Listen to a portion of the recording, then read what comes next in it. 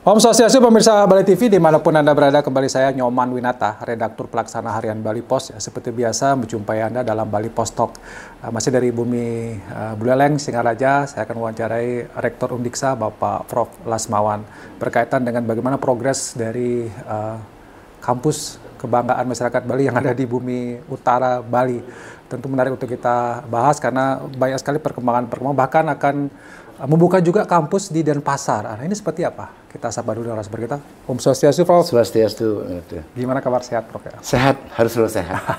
Tapi tadi sebelum wawancara ada acara juga ya, Prof? Ya? Acara nasional kok Iya, kebetulan ini kita hari ini ditugaskan oleh Kementerian menjadi tuan rumah kewirausahaan mahasiswa Indonesia yang ke-14.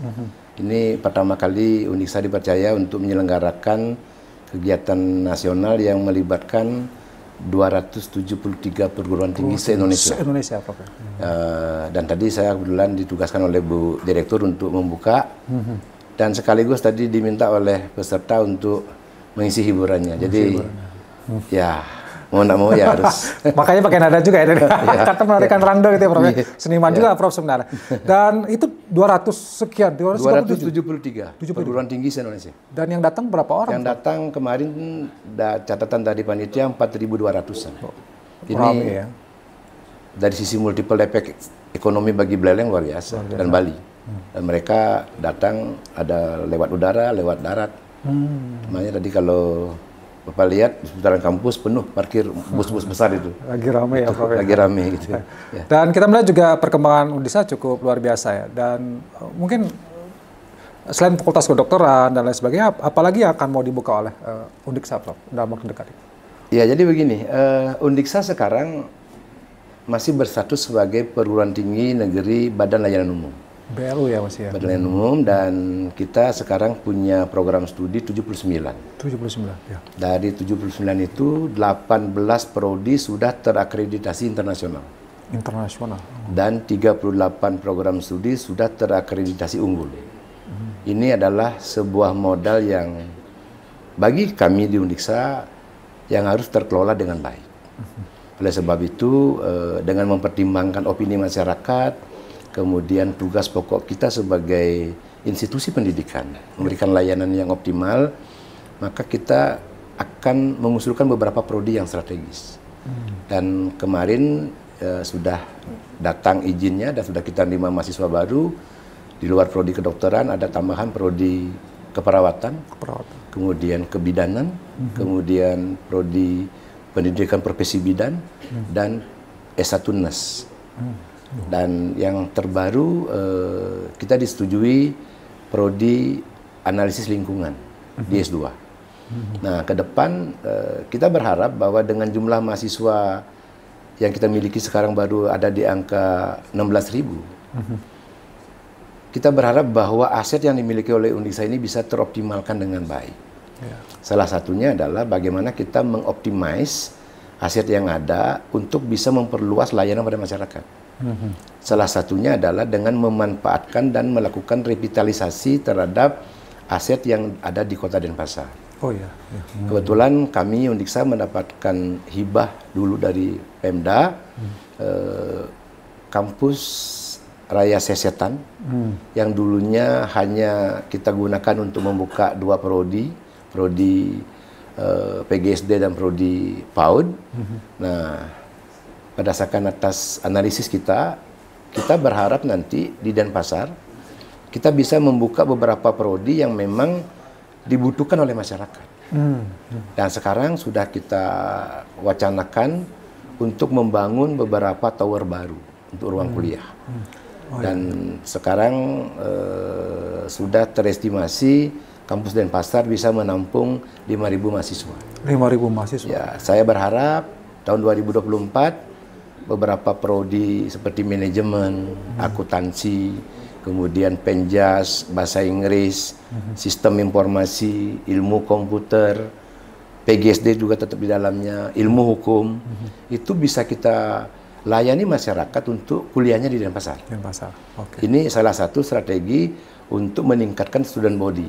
Karena salah satu persyaratan dari PTN BLU berubah menjadi PTN Badan Hukum, BH, itu adalah student body.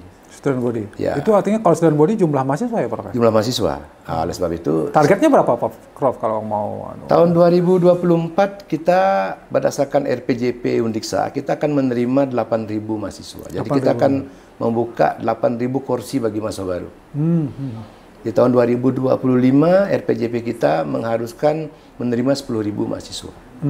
Sehingga target kami di Undiksa tahun 2025 atas dukungan masyarakat Bali khususnya dan masyarakat Indonesia Astungkare. Target 25.000 mahasiswa itu akan tercapai. 25.000 ya. Dan itu mungkin nanti 7.000 dan 10.000-nya kuliahnya di kampus Denpasar. Oke. Prof, kalau boleh cerita yang di kampus Denpasar ini di sebelah lapangan Pegong itu, Prof, ya? Iya. Ya, kita juga lihat sekarang sedang diperbaiki di depan, dan itu di belakang sedang dibangun kampus ya, Prof? Bagus. Jadi gini, itu ya benar, tepatnya itu adalah di sebelah lapangan Pego, dan sekarang di depan sudah kita tata. Saat sekarang sedang pembangunan satu tower kuliah 4 lantai, dan tahun 2024 kita harapkan akan bangun lagi satu tower 4 lantai, sehingga estimasi kita 2025 itu 7.000 sampai 10.000 bisa kuliahnya di Denpasar. Oke, berarti itu nanti mahasiswa yang mungkin kan kalau orang sekarang berpikirnya, oh Undiksa jauh ke Buleleng gitu ya. Tapi nanti kalau sudah terbangun di sana, berarti masyarakat yang ada di Denpasar, Badung, Gianyar tidak usah berpikir harus ke Buleleng, Prof, ya? Buleleng. Bisa kuliah di sana. Kuliahnya di Denpasar, dan dia tetap sebagai mahasiswa Undiksa karena berdasarkan izin kementerian bahwa kampus Raya Sesetan itu adalah kampusnya Undiksa. Kampus Undiksa. Jadi bukan kelas jauh. Oh, bukan kelas jauh. Bukan kelas jauh. Oh. Ijazahnya sama, ijazahnya sama, dan kuliah di universitas negeri gitu ya, Pak? Iya, hak-haknya pun sama. Jadi kegiatan kemahasiswaan, pembinaan akademik, semuanya sama. Bahkan sekarang di Denpasar itu pengelola utamanya adalah direktur.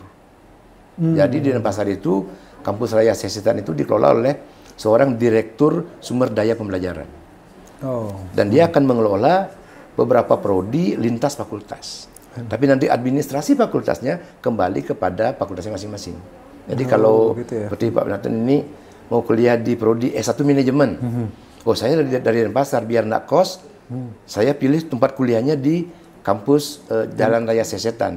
Nanti ijazah, transkrip apapun itu sama persis dengan teman yang kuliahnya di kampus Induk Singaraja. Oh, tidak ada bedanya, Prof? Nggak ada bedanya. Oh, ini menarik ya tawarannya, Prof.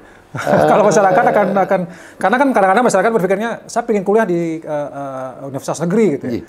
Kalau kita bicara di Denpasar hanya ada satu-satunya ya, ya. Tapi sekarang sudah ada Undiksa nanti di sana gitu yang 5.000 ya, Prof, ya? 5.000 minimal 2024 kita akan kuliah di sana.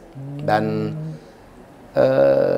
di sisi lain begini, kita ini Undiksa ini kan semenjak tahun 2012 pertama kali kita menerapkan uang kuliah tunggal, UKT.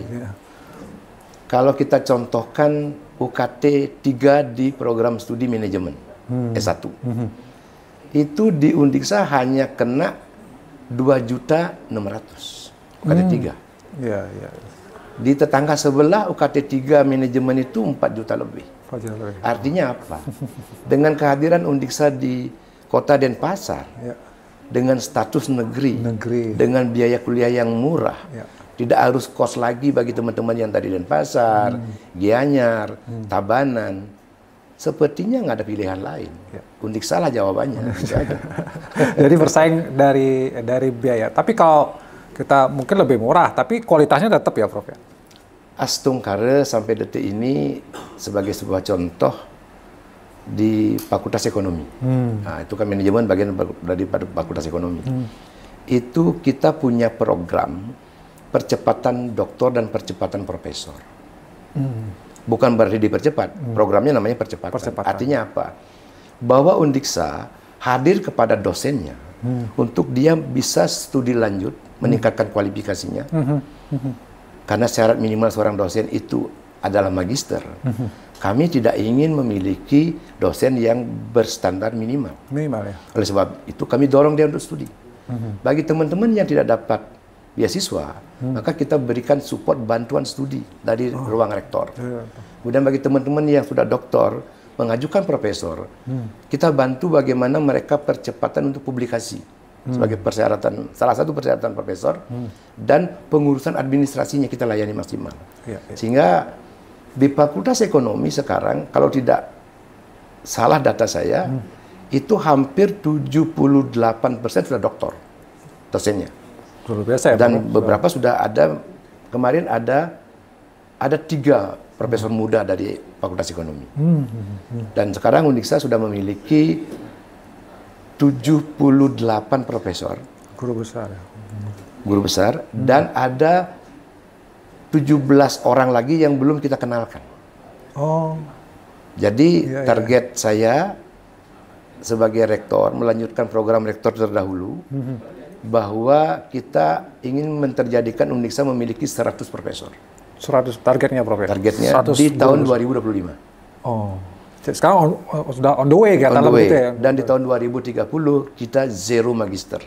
Jadi semua 2030 tidak ada dosen yang berpredikat master lagi, harus doktor. Sudah tidak ada S2 lagi, semua S3 nanti ya? Harus S3. Dan bagi yang mereka diterima S2, maka mereka harus segera S3. Didorong, Prof, harus cepat gitu ya. Kalau nggak punya dana, dibantu udah gitu ya, Prof. Jadi begini, manajemen yang sehat itu kan manakala sang manajer hadir pada staf. Betul. Bukan hadir dalam rangka memberikan perintah, tapi hadir dalam rangka menguatkan motivasi dan hadir untuk meringankan bebannya. Betul. Kami lakukan itu di Unixa. Pertama, biaya murah bukan berarti kualitasnya murahan. Ya.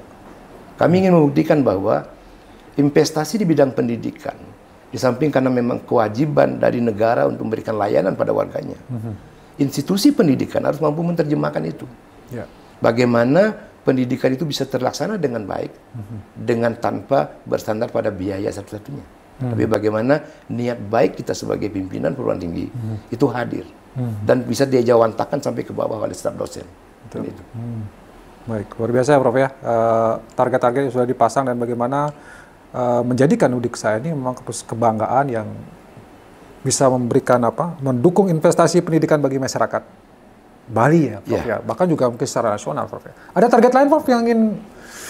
Target saya sebagai selain tadi BH ya, badan hukum kan, Prof ya? Kita sekarang sedang berproses dari BLU menuju PTNBH, Badan Hukum. Nah, kenapa kita harus ke BH, Badan Hukum? Badan Hukum. Karena ini memang program kementerian. Bahwa Mas Menteri mendorong semua perguruan tinggi negeri yang sudah BLU menuju PTNBH. Untuk apa? Untuk memandirikan perguruan tinggi dan memberikan ruang kepada perguruan tinggi untuk mengembangkan dirinya berdasarkan potensi yang dia miliki. Artinya nanti begitu menjadi PTNBH, maka tata kelola Unixa lebih fleksibel. Baik dari sisi pembukaan prodinya, tata kelola anggarannya, maupun kerjasama dengan stakeholder yang lain. Dan ini tentu nantinya akan memberikan ruang yang lebih leluasa kepada masyarakat untuk lebih memiliki institusi pendidikan itu sebagaimana yang diinginkan oleh mereka. Kan begini Pak Winato. Jadi kalau kita ngomong pendidikan itu adalah long term investment. Jadi investasi jangka panjang. Mungkin saja apa yang kami lakukan sekarang sebagai sebuah terobosan tidak akan kami nikmati, tidak akan kami lihat di saat kami masih menjadi pemimpin. Tetapi bukankah itu kewajiban seorang pemimpin untuk memberikan legacy yang positif bagi anak-anak bangsa? Dan itu kami lakukan di Unixa. Kebetulan salah satu filosofi yang kami rujuk sebagai visi Unixa adalah Trita Karana. Equal in all dimension. Jadi keseimbangan di semua dimensi. Dengan Sang Pencipta, dengan sesama, dengan lingkungan. Nah, disinilah Unixa hadir menerjemahkan keseimbangan itu sebenarnya. Baik. Luar biasa, Pak. Prof. Ya, mungkin sebagai closing statement dari Prof. Lasmawan, silakan. Ayo, semacam harapan atau kepada masyarakat, pemerintah, atau berkaitan dengan bagaimana pengembangan dari Unixa ini, Prof. Ya, terima kasih. Jadi begini, kami Unixa adalah salah satu institusi pendidikan tinggi negeri yang diberikan kepercayaan oleh pemerintah untuk memberikan layanan, memberdayakan dan mendidik anak-anak bangsa. Dan kami akan selalu berusaha untuk memberikan layanan yang terbaik dan sedang kami lakukan. Astungkara dengan dukungan masyarakat, dengan sinergi yang positif dengan pemerintah daerah, kabupaten, provinsi, niat baik ini akan bisa kita wujudkan. Oleh sebab itu, kepada masyarakat, jangan pernah ragu lagi, ayo berikan ruang kepada anak-anak bangsa yang terbaik untuk kuliah di Unixa. dan Undiksa akan memberikan yang terbaik bagi anak-anak Bapak dan Ibu semuanya. Terima kasih. Baik, terima kasih Prof atas waktunya dan bagaimana memberikan siap. kita gambaran progres dari kampus kebanggaan masyarakat Bali juga yang tidak hanya di Bumi Utara sekarang ini, tapi akan juga dibuka di Denpasar. Dan ini luar biasa, bisa memberikan harapan kepada masyarakat untuk mendapatkan pendidikan yang terbaik. Demikian Bali Post Talk ini, saya ucapkan terima kasih. Saya tutup dengan Perma Santi. Om Santi. Sampai jumpa.